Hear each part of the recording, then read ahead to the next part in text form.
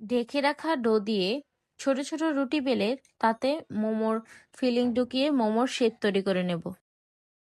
রুটির চারো সাইড পাতলা থাকবে এবং মাঝখানের সাইডগুলো মোটা থাকবে, এভাবে বেলে নিতে হবে। তারপর তাতে ফিলিং ঢোকাতে হবে। এটা মাথায় রেখে মোমো বানাতে হবে, কেননা ডো বেশি থাকলে ময়দা ময়দা লাগবে মুখে এবং কম থাকলে স্টিমের সময় এটা ফেটে যাবে।